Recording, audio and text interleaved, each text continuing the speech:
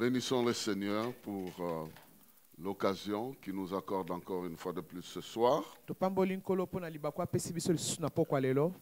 pour progresser dans le sujet que nous avons déjà commencé concernant la marche selon l'Esprit. Nous sommes en train de parler de la marche selon l'Esprit. Nous avons promis de creuser ce sujet en 3 étapes. Parce que nous avons soulevé 3 points fondamentaux de la marche avec l'Esprit en ce qui concerne nos vies individuelles. Que la marche avec l'Esprit, comme Jésus l'avait promis, il a promis qu'il devait nous conduire dans toute la vérité. Il a promis qu'il devait nous révéler les choses à venir. Et il a promis qu'il devait glorifier Jésus dans notre vie. Aujourd'hui, nous nous faisons le devoir de prendre le premier aspect. Nous conduire dans la vérité. Comment le Saint-Esprit nous conduit dans la vérité? Nous allons lire un certain nombre de textes. Et comme il s'agit de la parole de Dieu, nous allons moins parler de nos idées. Nous allons nous retrouver dans la parole de Dieu pour vous donner la substance de ce sujet important. Et si vous êtes prêts à vous embarquer dans l'exercice de la lecture de la Bible et vous êtes prêts à retenir ces étapes que nous allons exposer, la vie avec l'Esprit deviendra même un plaisir. Tu sauras vivre avec lui de manière progressive et être réjouir de sa présence. Notre premier texte qui nous introduit dans le sujet est dans Galates chapitre 5, versets 16 à 18. Nous allons sauter les autres versets pour aller au verset 24 et 25. Galates chapitre 5, versets 16 à 18 nous dit ceci. Voici donc ce que je dis. Marchez par l'Esprit et vous n'accomplirez pas les désirs de votre nature propre. En effet, la nature humaine a des désirs contraires à ceux de l'Esprit et l'Esprit a des désirs contraires à ceux de la nature humaine. Ils sont opposés entre eux, de sorte que vous ne pouvez pas faire ce que vous voudriez. Cependant, si vous êtes conduit par l'Esprit, vous n'êtes pas sous la loi. Nous sautons les autres versets, nous allons au verset 24. Ceux qui appartiennent à Christ ont crucifié leur nature propre avec ses passions et ses désirs.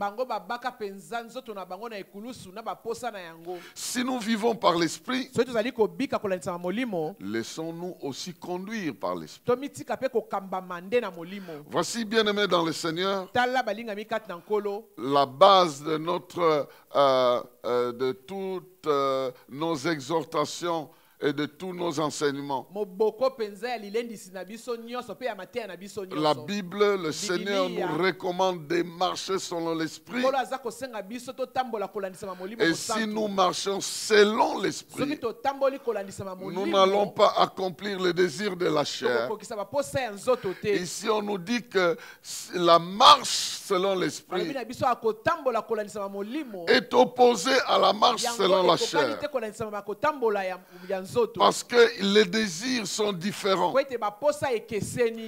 Ceux qui appartiennent à Christ, ils ont vaincu la nature humaine avec ses désirs. Et le verset 25 nous dit, si nous vivons par l'Esprit, alors laissons-nous conduire par l'Esprit.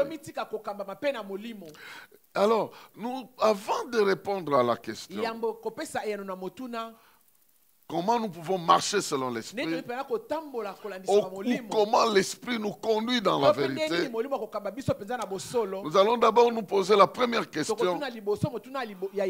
Comment Dieu nous a préparés pour nous conduire? C'est-à-dire, enlevons d'abord l'esprit. Naturellement, comment nous sommes censés nous conduire? Non. Naturellement, comment nous sommes censés nous conduire nous-mêmes? Donc, on met un peu de côté l'esprit avant de dire comment l'esprit doit nous conduire. Répondons à la question, comment Dieu a prévu que nous-mêmes nous puissions nous conduire. J'aimerais dire que Dieu a prévu une manière selon laquelle nous devrons nous conduire.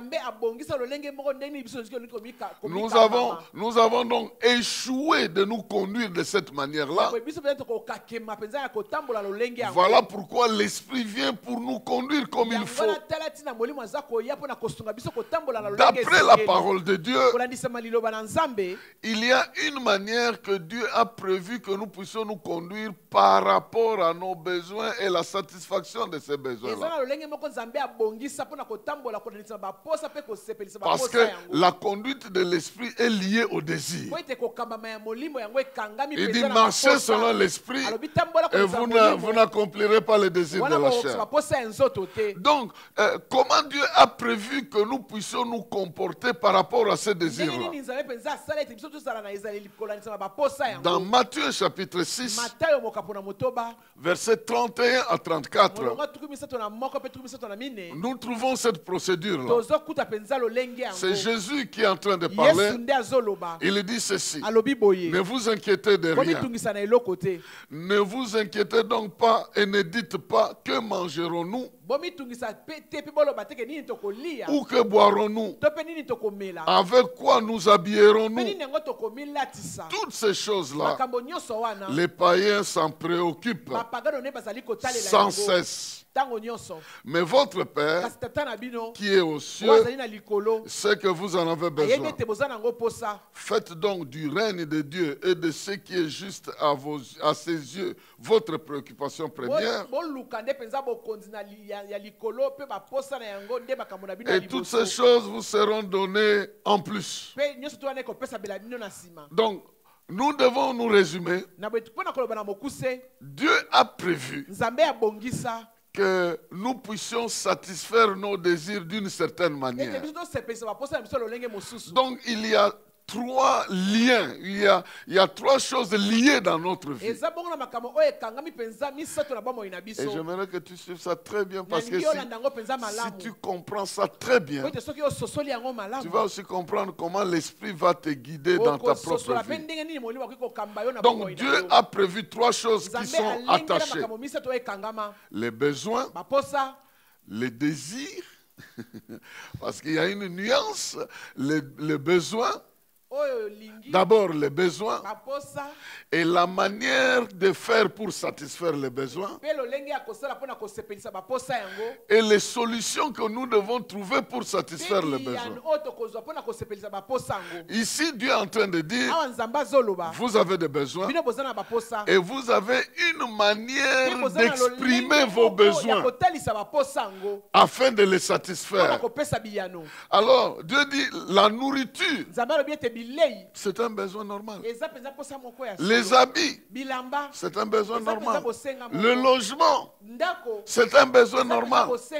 Mais la manière dont vous faites pour trouver la solution, parce que si on parle de la nourriture, qui est un besoin du corps, pour satisfaire ça, il faut avoir un pain. Le pain est la solution pour le besoin de la nourriture. la chemise, la robe, les pantalons, c'est une solution pour le besoin de l'habillement. Un lit, une maison, une chambre, c'est la solution pour satisfaire aux besoins de dormir, de logement. Donc Dieu est en train de dire, d'un côté vous avez des besoins, d'autre côté il y a la solution. Vous avez une manière de chercher la solution qui n'est pas bonne. Votre manière de chercher la solution, elle traduit le manque de confiance. C'est comme ça que Dieu parle de ça. Parce que dans la Bible, le terme besoin, le besoin, c'est un bien qu'il nous faut pour vivre. C'est ça le besoin. C'est un bien, matériel ou immatériel, qu'il nous faut pour vivre. Si nous n'avons pas ça, nous n'allons pas vivre. Et la Bible dit, matériellement, l'homme ne vivra pas de pain seulement, mais aussi de toute parole. Voyez donc, le pain est une solution pour le besoin de la nourriture. Alors, la Bible nous dit que nous avons toujours des besoins. Et nous aurons toujours des besoins. Ces besoins-là, pour la plupart, sont naturels. Et Dieu veut que lui qui nous a donné le corps, il sait comment le vêtir. Lui qui nous a donné la vie, il sait comment la nourrir. Donc, nos besoins sont connus d'avance par celui qui nous a créés. Quand il nous a créés, il savait que nous avons un corps qui aura besoin d'être vêtu. Il savait que nous avons une vie qui aura besoin d'être nourrie. Comme il connaît ces besoins-là, notre désir, c'est-à-dire notre manière d'exprimer nos besoins. Vous devez retenir qu'en français et dans les termes bibliques, il y a une différence entre les besoins et les désirs. Si vous ne comprenez pas ça, vous allez avoir la confusion. Comment le Saint-Esprit doit vous conduire. Je vais revenir à ce terme ici longtemps, pas aujourd'hui. Vous allez le comprendre très bien. Dans la Bible, le désir ici, c'est la force que nous exerçons pour chercher la solution afin de satisfaire le besoin. Sans besoin, nous n'avons pas le désir. Permettez l'expression. Si je n'ai pas besoin de manger, je n'aurai pas le désir de chercher à manger. Donc c'est le besoin de manger qui provoque en moi le désir de manger. Et comme j'ai le désir de manger, je vais aller chercher à manger quelque part.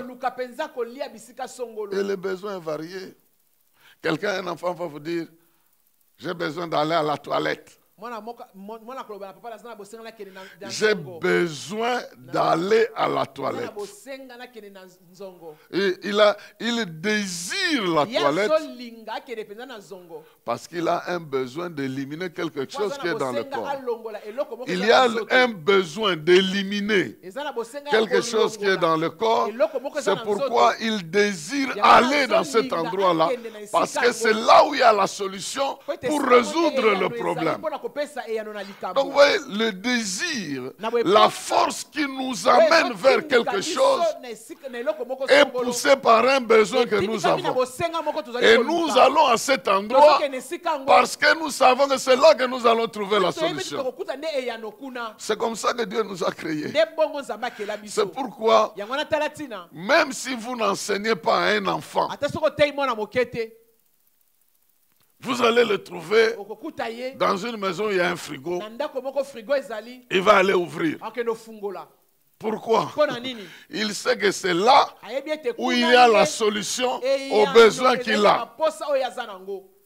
Demandez même à un petit enfant qui sait que le pot là qu'on a mis, c'est pour se satisfaire à ses besoins. Automatiquement, dès qu'il a un besoin, le désir va l'amener là-bas. Et puis, Dieu nous a créés comme ça. De vivre cette manière-là, nous avons des besoins. C'est pourquoi la Bible dit, ne vous inquiétez de rien. Quand vous avez des besoins, exprimez-vous. Allez chez Dieu qui est la source de la satisfaction de vos besoins. Allez chez lui. Quelqu'un est-il malade? Il a besoin de la guérison. Qu'il aille prier chez Dieu. Donc la Bible nous présente Dieu comme la solution aux besoins que nous avons. Et notre désir doit être tourné vers lui afin que nos besoins soient satisfaits. C'est comme ça qu'il nous a créés. Je désire rencontrer Dieu. Je désire voir Dieu pour que mon besoin particulier soit satisfait.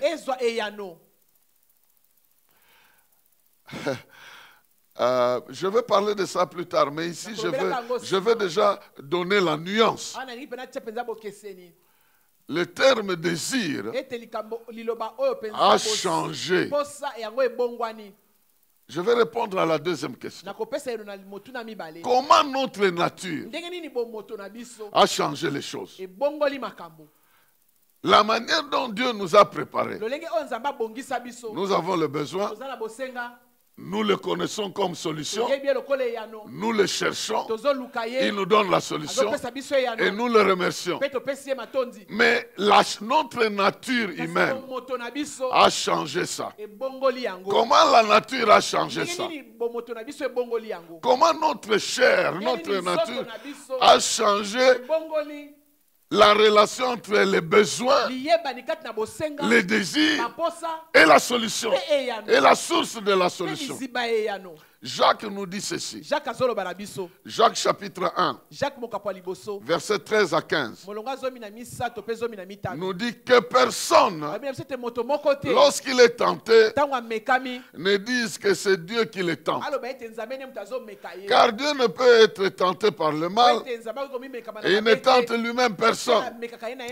Mais chacun est tenté quand il est attiré et entraîné par ses propres désirs. Puis le désir, lorsqu'il est encouragé, donne naissance au péché. Et le péché parvient au plein développement. Il donne la mort. Donc vous voyez le schéma que la chair est venue créer. Le terme désir ici, quand on dit chacun de nous est entraîné par ses propres désirs, ce terme désir est différent d'un autre. Du désir dont il est parlé dans le psaume. Nous allons parler de ça ici. Que fait de l'Éternel tes délices, il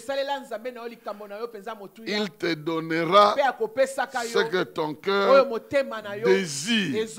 Le mot désir là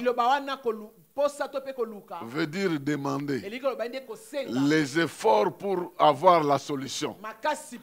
Mais le terme désir ici, parce que c'est écrit dans d'autres langues, ce n'est pas écrit en français, le terme désir ici, c'est la détermination de résoudre un problème par la mauvaise voie. C'est-à-dire de satisfaire à un besoin par toutes sortes de moyens, même le mauvais. Donc vous comprenez, nous avons des besoins et la chair a développé un mécanisme tel que ce besoin-là doit être satisfait par n'importe qui. On n'a pas toujours besoin d'aller chez Dieu. On peut voler. On peut tricher. Juste pour satisfaire ce besoin. Pour avoir un habit, je peux me prostituer. Donc mon désir, donc l'effort que je fais pour satisfaire à mon besoin, je ne vais plus chez Dieu. Je cherche la solution la plus facile. Parce que Dieu devient comme si ça il nous fait perdre le temps. Alors comme j'ai un désir de manger et je n'ai pas la nourriture, j'ai un désir de manger, je n'ai pas la nourriture, je vois ça chez quelqu'un, ah, mon désir va me pousser de voler chez quelqu'un afin que je puisse satisfaire. Donc la chair a exploité notre désir, donc la force que nous exploitons pour trouver la solution. Parce que les besoins sont toujours là. Les besoins sont naturels. Mais le désir, c'est-à-dire le souci qu'on a pour satisfaire le besoin, l'effort qu'on fait pour satisfaire le besoin, au lieu d'être tourné vers Dieu, c'est tourné vers d'autres sources. D'autres sources qui peuvent... Alors la Bible dit, nous sommes tentés, c'est-à-dire nous sommes attirés à résoudre notre besoin en utilisant n'importe quel moyen, y compris les moyens du mal. C'est pourquoi la Bible dit, chacun est tenté et il est attiré par ses propres désirs, c'est-à-dire par son envie de satisfaire le besoin à tout, disons, avec n'importe quoi. Donc notre chair a développé un mécanisme qui nous a détourné de la pensée de Dieu. Jésus dit, votre Père, il sait que vous avez ce besoin. C'est des païens qui se débrouillent comme ça. Vous, votre Père, sait. Préoccupez-vous d'abord des choses qui les concernent et il va vous aider à résoudre ces besoins-là. Mais la chair dit, niet, vous allez perdre votre temps. Avec Dieu, vous perdez le temps. Quand tu as un besoin, regarde, sois réaliste. Si à côté de toi, il y a la solution, adopte la solution. Point barre. Donc, la chair a développé notre désir pour atteindre le niveau qu'on appelle les passions. C'est-à-dire des efforts pour satisfaire nos besoins à tout prix. Et en développant ces désirs à ce niveau-là, la Bible dit nous atteignons le niveau de la convoitise. Donc c'est-à-dire nous convoitons au lieu d'aller demander à Dieu pour qu'il intervienne en notre faveur. Donc le besoin de la chair devient tellement une préoccupation que nous développons un désir, une manière de satisfaire ça avec n'importe quelle source. Et la source que nous allons trouver, c'est ça que nous allons aimer. Nous allons nous attacher à soi. Si j'ai l'habitude de satisfaire à mes besoins par le vol, je vais m'accrocher à ce vol-là. Je vais réfléchir par rapport à ça. Toute ma manière de penser, je vais accrocher ça par rapport à cette source-là qui me nourrit. Si c'est la prostitution, je vais exploiter au maximum. Et je vais aimer ça, je vais me donner à ça. Si c'est la tricherie, je vais faire la même chose. Si c'est le mensonge, je chercherai la même chose. Donc, la chair a développé le mécanisme. C'est pourquoi vous apprenez que les œuvres de la chair sont contraires à ceux de l'esprit. Le désir de la chair, c'est de trouver la solution n'importe comment. Le désir de l'esprit, c'est d'aller chez Dieu pour trouver la solution. C'est pourquoi cette opposition. exposées. On dit que les œuvres de la chair sont manifestes. C'est des envies, l'adultère, le mensonge. Et tout. C'est-à-dire que notre nature a développé le mécanisme. Toutes ces choses qu'on cite là ont pour objectif de satisfaire nos besoins. De satisfaire ces besoins-là. Alors, dans la démarche de la satisfaction de nos besoins, on trouve n'importe quelle solution. Le besoin sexuel, il est normal, mais on va trouver n'importe quel moyen pour le satisfaire. Dieu dit, voici le schéma pour le satisfaire.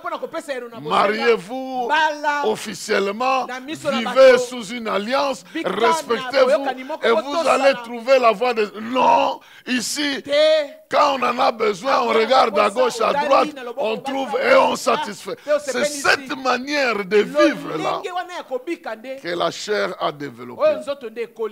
C'est ça que vous devez comprendre. Je suis en train d'expliquer ces choses petit à petit afin que vous compreniez comment les choses se sont passées.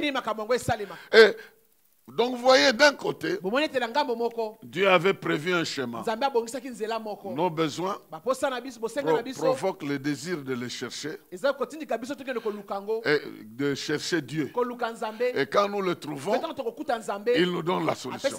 Mais la chair est venue nous aider autrement, nous dévier autrement, que quand tu as pour satisfaire à ce besoin, tu n'as pas besoin d'aller chercher Dieu.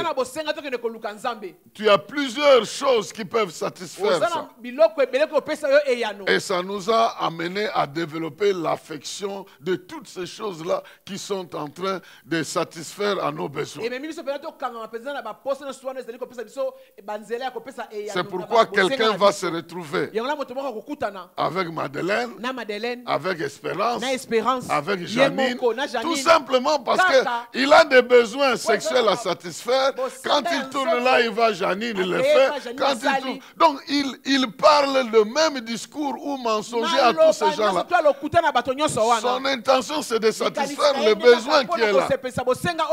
Or, ce besoin-là, c'est Dieu qui l'a placé. Donc, la chair a développé des facilités pour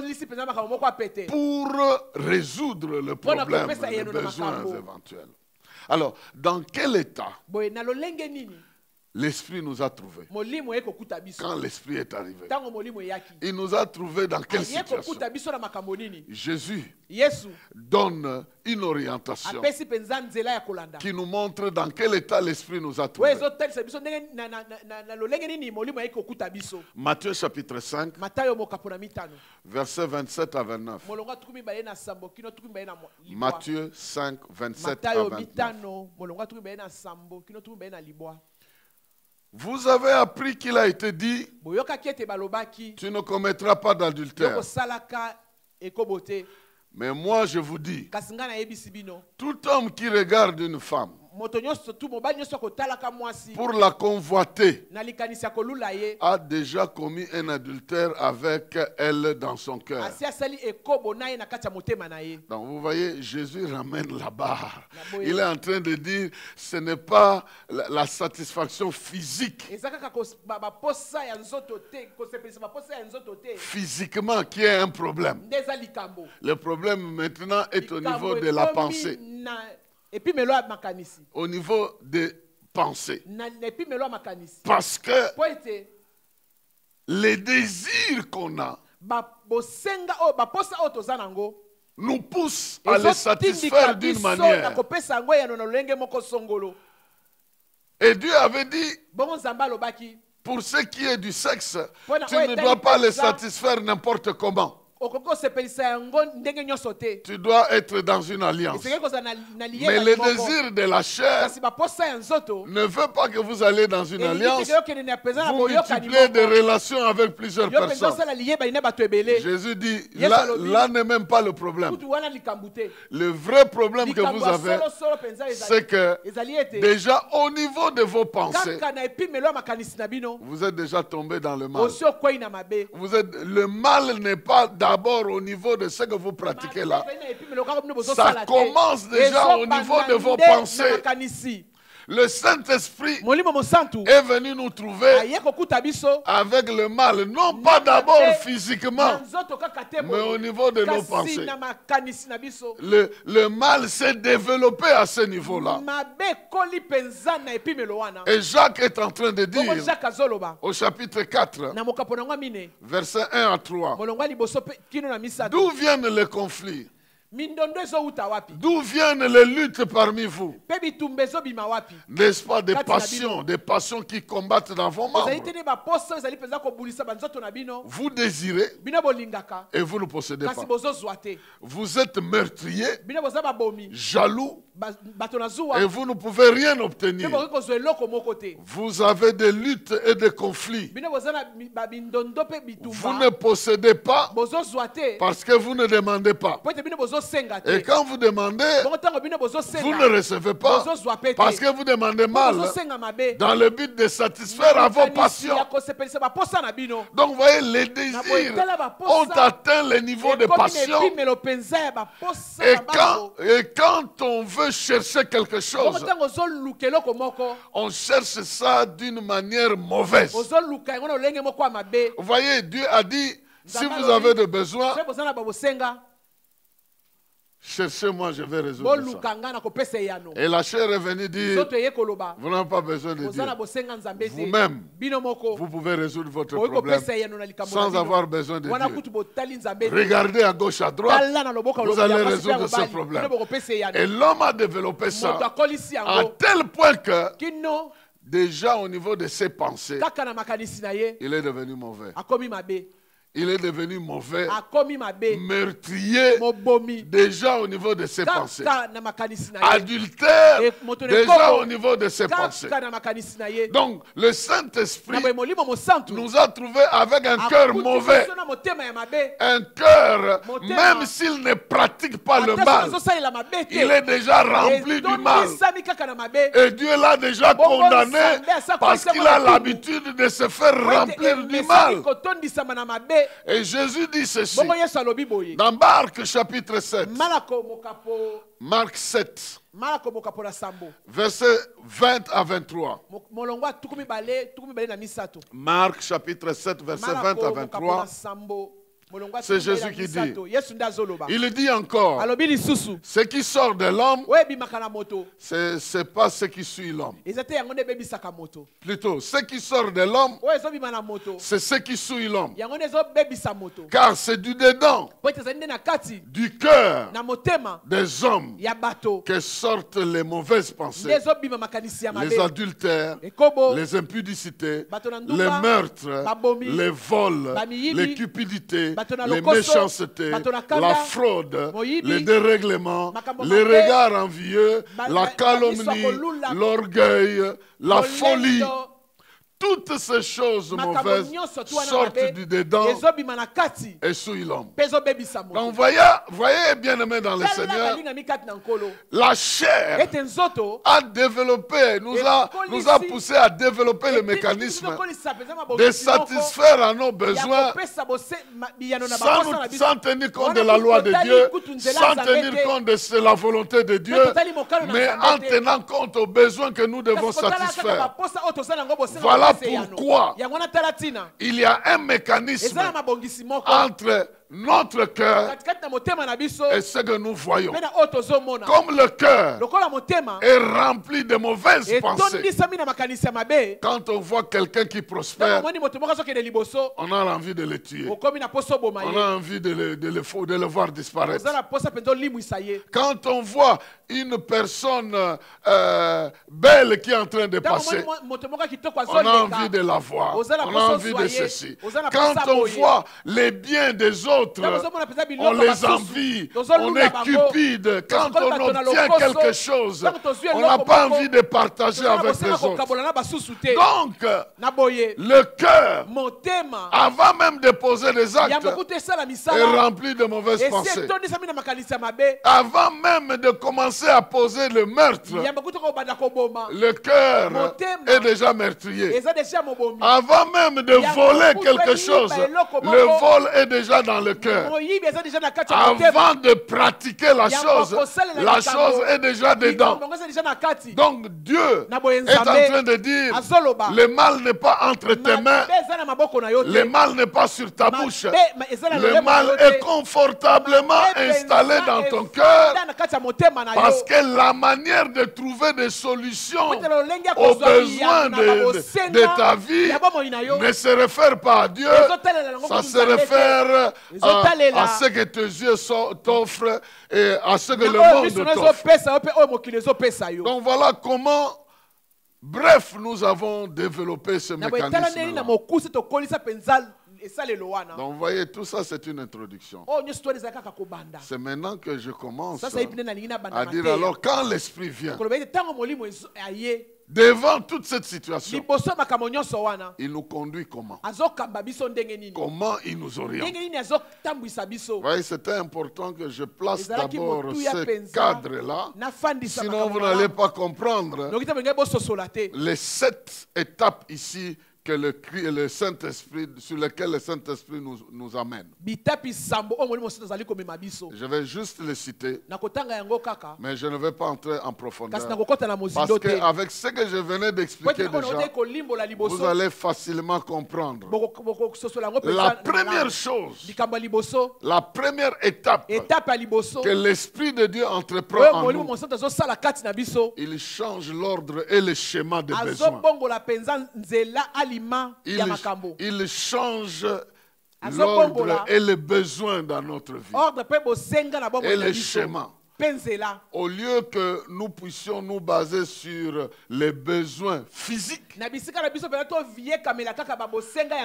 il nous détache des besoins physiques pour nous tourner vers les besoins spirituels. Donc il nous tourne. C'est comme pour dire, tu n'as pas besoin de te soucier du manger, du boire, de tes histoires. Ta vie a besoin d'autre chose. Et il vient fixer en nous les besoins spirituels. J'ai 3 besoins que je peux citer. La justice, la paix, l'amour de Dieu. Notre vie avait besoin d'être justifiée. À cause de la nature du péché, notre cœur étant rempli de mal, nous sommes devenus mauvais même sans pratiquer le mal. Le mal est déjà en nous. Et Jésus est venu mourir pour que notre cœur rempli du mal soit purifié et que nous soyons justifiés. Donc le Saint-Esprit vient changer le schéma en nous pour nous montrer qu'à la place de manger, de nous vêtir ou de nous soucier des autres besoins là, nous avons besoin d'être justifiés. Nous avons besoin de vivre en paix avec Dieu. Et nous avons besoin de connaître un véritable amour. Parce que lorsque nous avons développé le mécanisme pour résoudre nos problèmes, nous avons découvert que tel oncle peut m'aider. Et nous l'avons aimé. Et nous lui avons donné tout notre amour. Et puis le lendemain, il est mort. Et puis nous nous sommes tournés vers quelqu'un d'autre qui nous a haïs. Nous avions pensé que vendre le corps serait important pour me nourrir et devenir quelqu'un. On a été déçus. Première relation, deuxième, troisième, quatrième, comme la femme samaritaine. Donc Dieu vient avec l'Esprit pour nous dire, tu n'es pas n'importe qui. Tu ne dois pas aller te perdre à satisfaire tes besoins comme ça et voir ton cœur maintenant rempli du mal. Tu as besoin d'être justifié. Tu as besoin de vivre maintenant en paix avec Dieu. Romains chapitre 8, chapitre 5. Romains chapitre 5, verset 1 à 8 nous donne cette image-là. Il dit ceci. Romains 5, 1 à 8. Étant donc justifiés par la foi, nous avons la paix avec Dieu par notre Seigneur Jésus-Christ, à qui nous devons d'avoir eu par la foi accès à cette grâce dans laquelle nous demeurons fermes et nous nous glorifions dans l'espérance de la gloire de Dieu. Bien plus, nous nous glorifions même des afflictions, sachant que les afflictions produisent la persévérance. La persévérance, c'est la victoire dans l'épreuve. Et cette victoire, l'espérance. Or, l'espérance ne trompe pas, parce que l'amour de Dieu est répandu dans nos cœurs par le Saint-Esprit qu'il nous a donné. Car nous étions encore sans force. Christ, au temps marqué, est mort pour des impies. À peine pourrait-on mourir pour un juste.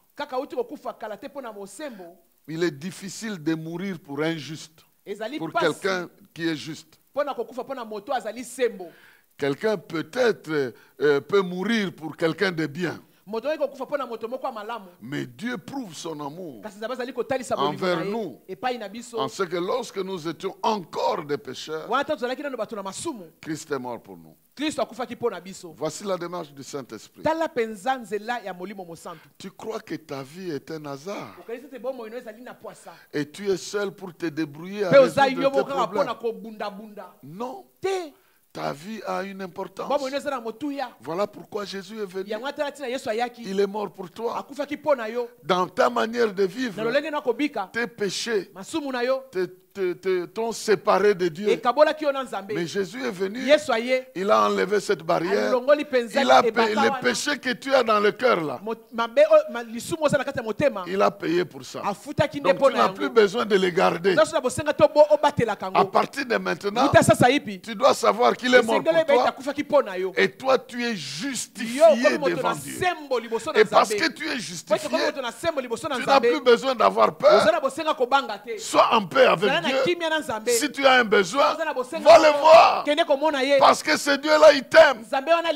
S'il t'a donné son fils, il ne peut pas te priver autre chose. Le fils, c'est ce qu'il avait de meilleur et il l'a livré pour toi. Et toi aussi, tu as de la valeur.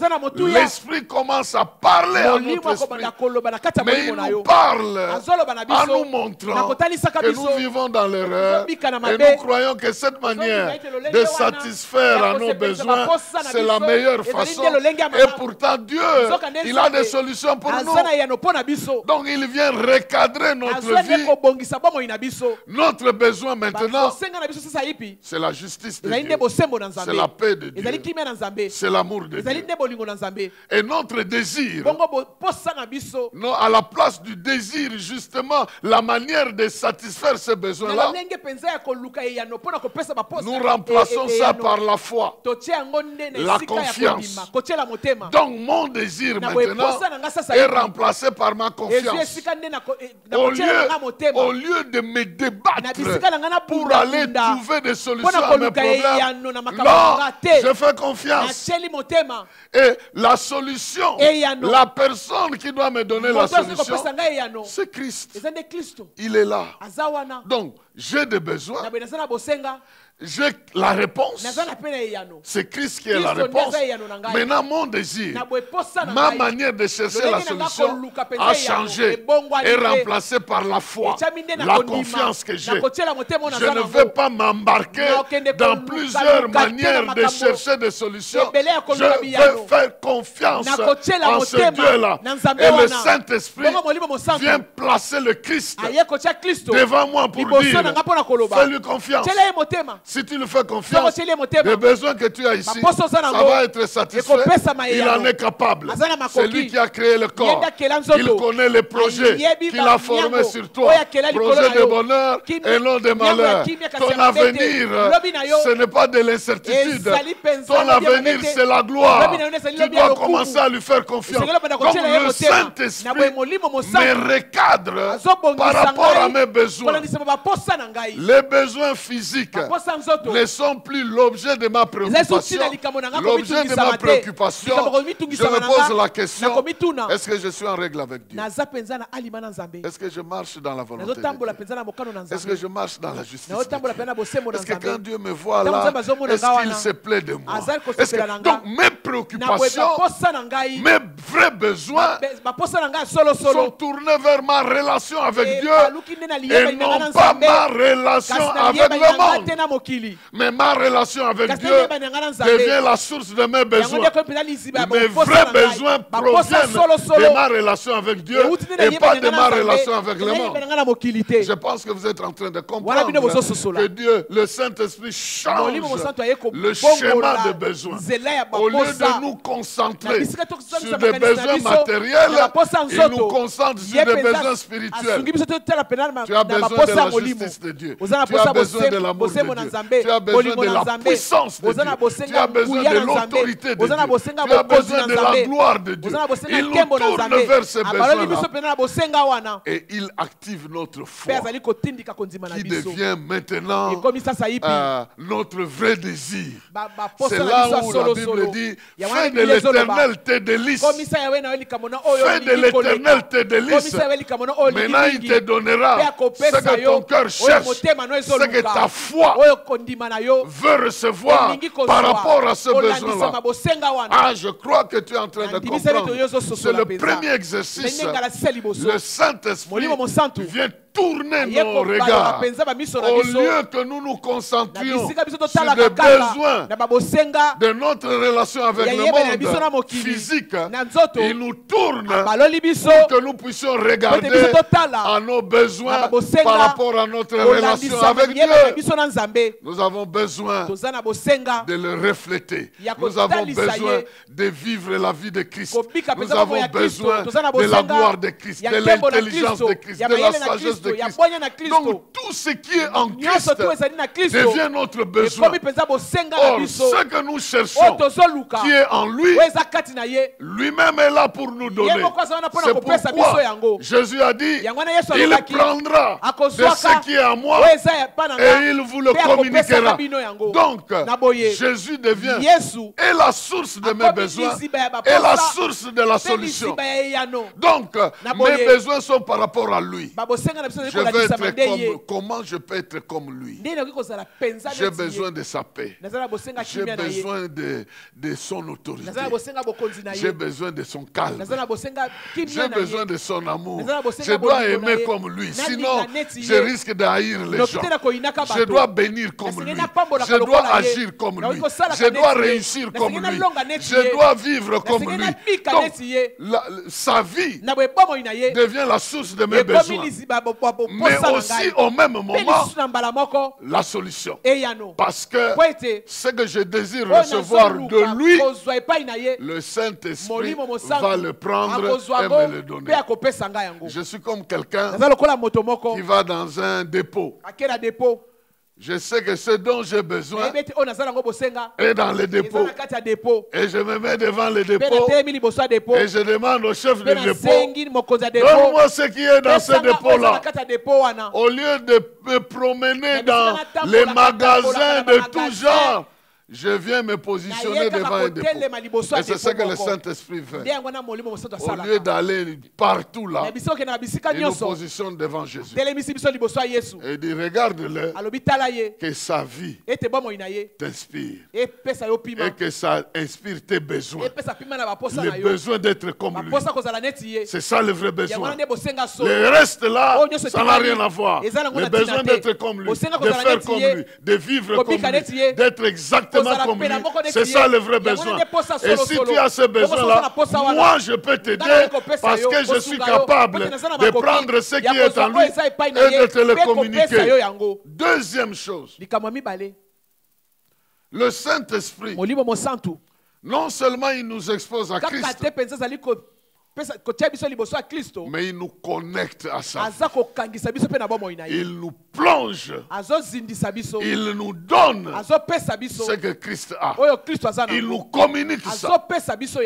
Christ devient comme la source de notre respiration, mais c'est lui aussi qui nous satisfait. Dans Hébreux chapitre 12, verset 1 à 4, il est dit, nous donc aussi, puisque nous sommes environnés d'une si grande nuée de témoins, débarrassons-nous de tout fardeau, des choses qui concernent notre relation avec le monde et les péchés qui nous enveloppent facilement. Et courons avec persévérance dans la carrière qui nous est ouverte, ayant le regard fixé sur Jésus, le chef et le consommateur de la foi, lequel, en vue de la joie qui lui était réservée, il a souffert la croix, méprisé l'ignominie, et il s'est assis à la droite du trône de Dieu.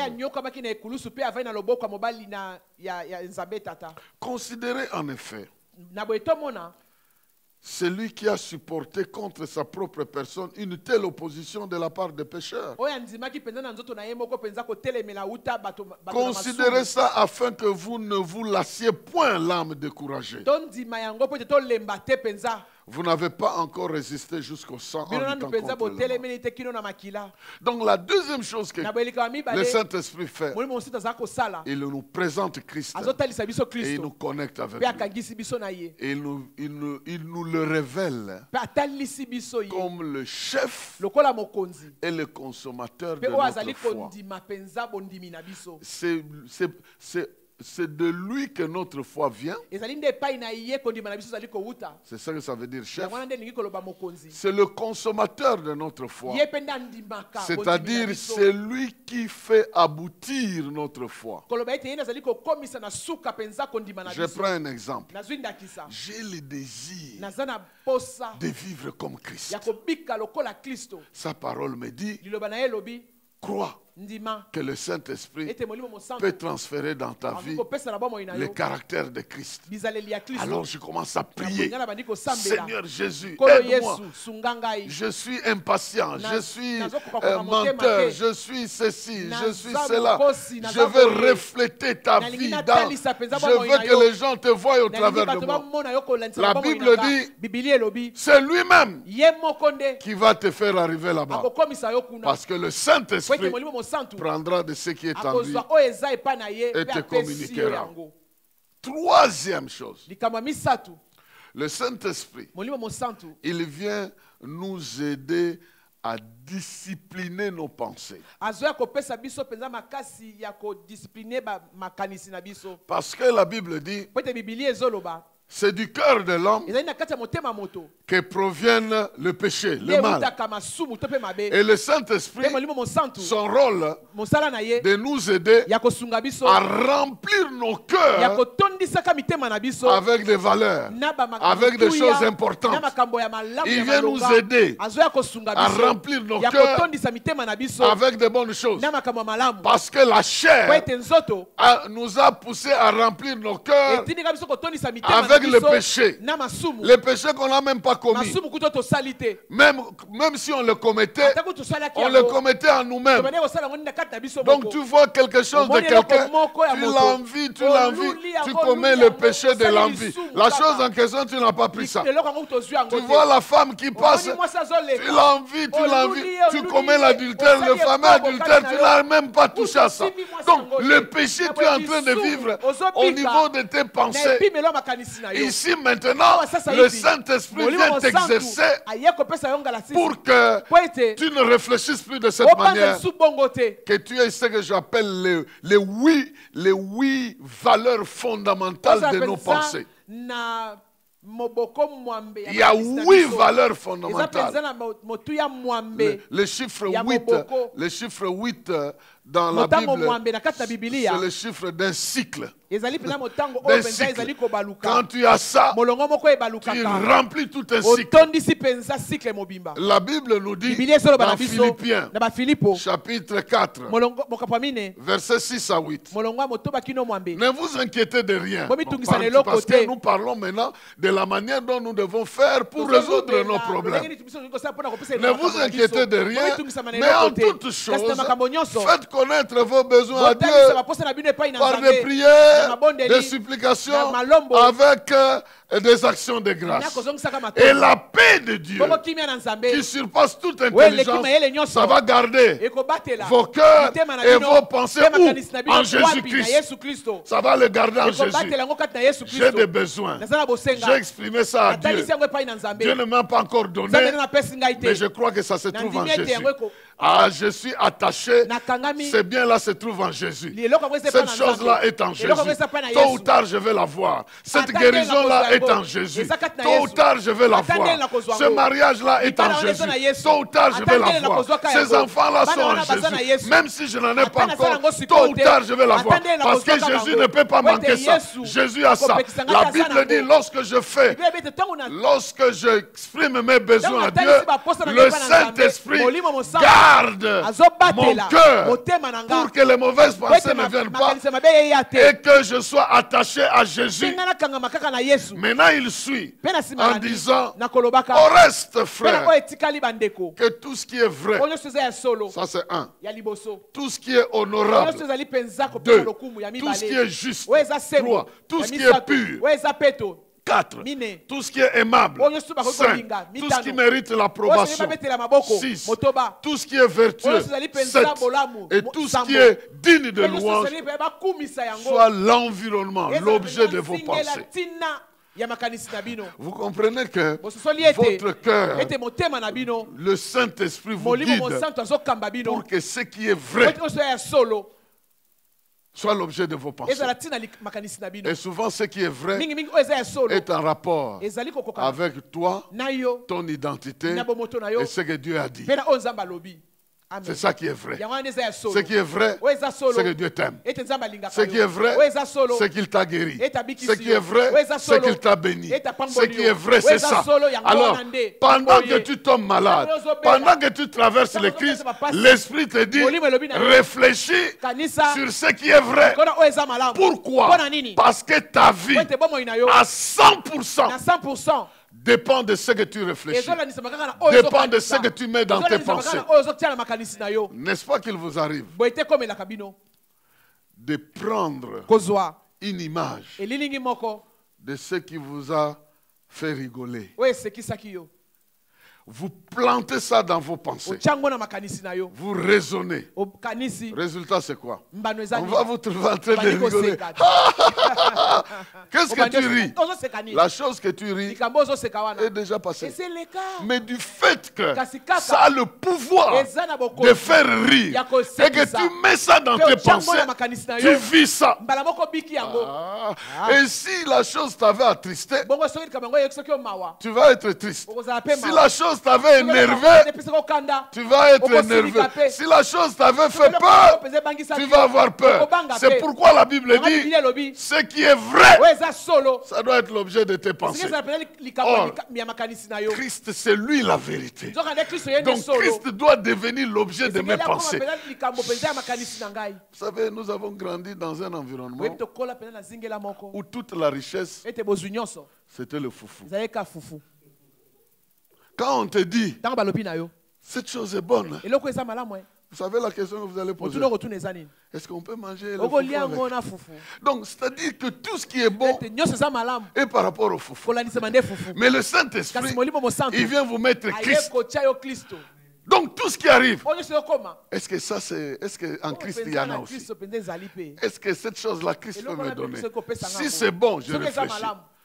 Est-ce que là où je vais, Christ peut m'accompagner? Ah non, il ne peut pas m'accompagner. Alors là, je ne peux pas aller. Donc ce qui est vrai, tout ce qui est honorable, quand quelqu'un te voit faire ça, il te dit non, on doit le respecter. Tout ce qui est juste, tout ce qui est pur, Tout ce qui est aimable. Tout ce qui mérite, quand tu fais ça, on t'acclame. On t'acclame. Tu te poses la question, est-ce que si je fais ça, je dis ça à quelqu'un, il va m'acclamer ou bien il va me huer? Donc, l'objet de tes pensées, quelle discipline! C'est pourquoi la Bible dit, garde ton cœur plus que toute autre chose, parce que de lui viennent les sources de la vie. Voici les sources de la vie. Voici les sources de la vie. Prends ton temps à méditer et remplir ton cœur des pensées de ce qui est vrai. Quand la maladie pique, les démons te disent tu vas mourir. Tu dis, est-ce que ça c'est vrai? Je tourne vers Christ. Le Saint-Esprit va te dire, ce n'est pas vrai. Donc vous voyez, parce que dans votre tête et dans votre, vous êtes déjà en train de mettre les choses qui sont dans la parole de Dieu. Et ça sera facile pour vous d'entendre l'Esprit vous parler, parce que vous-même vous êtes en train de réfléchir sur des choses que lui veut que vous puissiez réfléchir. Ah, mais je vais aller jusqu'à la fin, ne vous en faites pas. Je vais terminer cette histoire ici. Quatrième. Le Saint-Esprit vient t'apprendre à te nourrir spirituellement. Parce que l'homme ne vivra pas de pain seulement, mais il vivra aussi de toute parole qui sort de la bouche de Dieu. Avec le Saint-Esprit, tu apprendras qu'il y a plusieurs nourritures.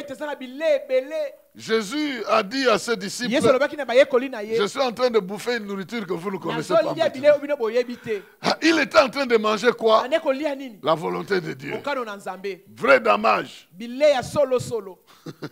Volonté de Dieu. Vrai damage de l'esprit. Volonté de Dieu. La chair n'aime pas ça. Il n'aime pas ça. La chair sait que sur la ligne de la volonté de Dieu, il y a plusieurs choses que tu vas lui priver. Mais le psaume 37. Qu'est-ce que le psaume 37 est en train de nous dire ici? Le psaume 37, versets 3 à 5. Il dit ceci. Confie-toi en l'Éternel et fais du bien. Aie le pays pour demeure. Et que la fidélité soit ta nourriture. Damaka fidélité. Fais de l'Éternel tes délices. Donc l'Éternel devient ton plaisir, comme une nourriture que tu dois manger. Et si tu fais de l'Éternel l'objet de tes plaisirs, c'est-à-dire au l'envoyer, à chaque moment tu penses à l'Éternel, ce qu'il est capable de faire. Comment il est loué là-bas, comment il est adoré, comment il va intervenir dans ta vie. La Bible dit, il te donnera ce que ton cœur désire. Vous voyez, le mot désir ici, il est différent de l'autre désir là-bas, parce que le désir ici veut dire ce que tu demandes, ce vers quoi tu aspires. Comme tu regardes Christ, tu fais de Christ l'objet de tes délices. C'est-à-dire, ah si je parlais comme lui, ah si je faisais les miracles comme lui, ah si je vivais comme lui, ah si j'étais à mesure. C'est comme ça qu'on fait de l'Éternel tes délices. Alors en ce moment-là, comme Christ devient la source de tes véritables besoins, tu veux être comme lui. En ce moment-là, alors, le Saint-Esprit te donne ce que ton cœur désire. C'est pourquoi il dit recommande ton sort à l'Éternel. Fais-lui confiance. Il va faire quoi? Lui, il va agir. Et si lui qui agit, en tout cas tout le reste là, c'est désolé. La Bible dit dans Colossiens chapitre 3, versets 16 à 17, que la parole de Christ habite parmi vous abondamment. Instruisez-vous, exhortez exhortez-vous les uns les autres en toute sagesse, par des psaumes, par des hymnes, par des cantiques spirituels, chantant à Dieu de tout votre cœur sous l'inspiration de l'Esprit de grâce. Et quoi que vous fassiez, en parole ou en œuvre, faites tout au nom de Jésus, en rendant par lui des actions de grâce à Dieu. Donc, nous mangeons la parole, les chansons, nous louons Dieu, l'adoration, nous passons du temps en train de chanter même en esprit. Oh. Vous avez déjà chanté en esprit un cantique qui te vient comme ça. Ça peut être en français, mais c'est l'esprit qui est en train de te pousser à chanter ça. Parce que ça reflète une réalité du monde. Donc vous voyez, du point de vue de nourriture, les choses qui sont importantes pour toi, ça devient le besoin spirituel. Te nourrir de la parole de Dieu, de la fidélité, de l'honneur que tu lui dois, te nourrir de ses promesses, te nourrir de sa bonté. Chaque matin, tu bouffes la bonté de l'Éternel. Cinquième, le Saint-Esprit renouvelle notre intelligence. Donc, comme nous changeons maintenant, nos cœurs sont remplis de ce qui est vrai, de ce qui est honorable, de ce qui est juste, de ce qui est pur, de ce qui est digne d'approbation, de ce qui est important dans notre vie. Qu'est-ce qui arrive maintenant? Il nous donne une nouvelle intelligence. Nous commençons à comprendre des choses sans comprendre comment on comprend. Il y a un niveau où tu vas te comporter comme un appareil qui se fait charger par flash. Vous savez, vous pouvez mettre le crédit avec un numéro, tchac, tchac, tchac, astérisque et tout ça. Mais il y a des crédits qui te viennent par flash. Tu n'as pas vu ça venir. Mais tu attends, clin, clin, clin. Avec le Saint-Esprit, lorsque tu emmagasines de bonnes choses dans tes pensées, Romains 12 dit, verset 2 à 3, ne vous conformez pas au siècle présent, mais soyez transformés par le renouvellement de l'intelligence, afin que vous discerniez quelle est la volonté de Dieu, ce qui est bon, agréable et parfait. Donc vous pouvez arriver à dire ça, c'est ce que Dieu veut. L'autre là, c'est pas de Dieu. Comment vous le savez? Par l'intelligence. Quelle intelligence? Qui vient de l'esprit. Pourquoi? Parce que votre cœur est rempli de bonnes pensées. Vous avez enlevé les mauvaises pensées. Les bonnes pensées sont là. Il est écrit, par la grâce qui m'a été donnée, je dis à chacun de vous de n'avoir pas pour lui-même une trop haute opinion. Non, qu'il n'ait pas une opinion trop élevée pour lui-même.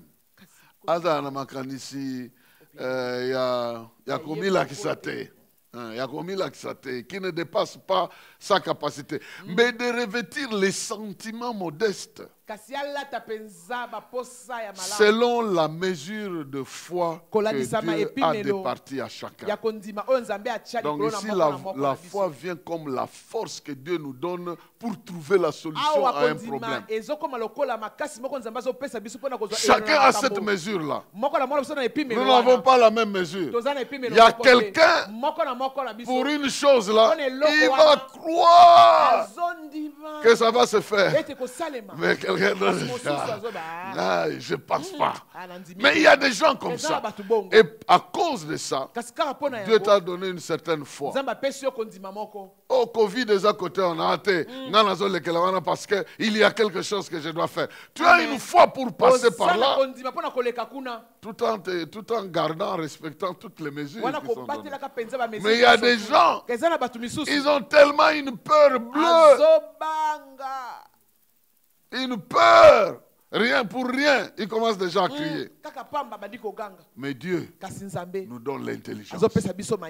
Avant-dernier point, il remplit notre esprit de la pensée de Christ. À part nos propres pensées. Vous savez, la Bible dit, nos pensées ne sont pas les pensées de Dieu. Autant les cieux sont éloignés de la terre, autant les pensées de Dieu sont éloignées de nos pensées. Je vous ai dit ici que si vous prenez une image, vous le placez dans votre pensée, ça va affecter votre vie. Maintenant, ce n'est pas une image, c'est la pensée même de Christ qui vient vous habiter. La pensée de Christ. Ce que Christ est en train de penser, ce qu'il a pensé pour toi, ce qu'il pense pour toi, ce qu'il pense de ce que tu dois faire. Si c'est ça qui vient t'habiter, alors en ce moment-là, tu n'es plus un homme animal. Tu deviens un homme spirituel. La Bible dit, 1 Corinthiens 2, 14 à 16, l'homme animal ne reçoit pas les choses de l'Esprit de Dieu, car elles sont une folie pour lui. Il ne peut les connaître parce que c'est spirituellement qu'on en juge. L'homme spirituel, au contraire, il juge de tout. Il n'est lui-même jugé par personne. Qui a connu la pensée du Seigneur pour l'instruire? Or nous avons la pensée de Christ. Parce que nous avons la pensée de Christ, nous pensons comme lui. Nous voyons les choses comme lui. Nous déclarons les choses comme lui. Parce que nos cœurs sont remplis de ses pensées à lui. Et notre bouche parle de l'abondance du cœur. Le cœur est rempli de ses pensées. Le Saint-Esprit veut te conduire, déposer en toi la pensée de Christ. Et enfin, il a le devoir, la tâche de te transformer, en l'image de Christ. Chaque jour qui passe, que tu deviennes de plus en plus comme Christ, de plus en plus comme Christ. C'est ça qui est écrit dans 2 Corinthiens. Chapitre 3, verset 17 à 18. Or, le Seigneur, c'est l'Esprit. Et là où il y a l'Esprit du Seigneur, là est la liberté. Nous tous qui, le visage découvert, nous contemplons comme dans un miroir la gloire du Seigneur. Nous sommes transformés en la même image, de gloire en gloire, comme par le Seigneur l'Esprit. Il te conduit à passer du temps dans la contemplation. Il place dans tes pensées Christ et la pensée de Christ en toi. Tu commences à raisonner. Quand tu as un projet de construire, d'acheter, de vendre, de progresser, tes pensées sont en train de contempler Dieu qui est capable de faire ça pour toi. L'homme du monde, il ira voir le compte bancaire pour se poser des questions s'il pourra le faire. L'homme spirituel se tourne vers Christ pour dire, je peux avoir la pensée de Christ, la force de Christ, la bénédiction de Christ, l'autorité de Christ, le pouvoir de Christ, la capacité de commencer petit, mais d'aller plus loin, de prendre 5 pains et 2 poissons et satisfaire 5000 estomacs, d'aller avec le peu que j'ai et devenir propriétaire de maisons avec ce peu que j'ai. Pourquoi? Parce que je regarde Christ et Christ communique en moi son pouvoir et sa capacité. Je deviens de plus en plus comme lui. Voici, bien aimé dans le Seigneur, marcher selon l'Esprit dans sa partie que nous avons donnée, à savoir, il nous conduira dans toute la vérité. Que Dieu te bénisse et bénisse sa parole.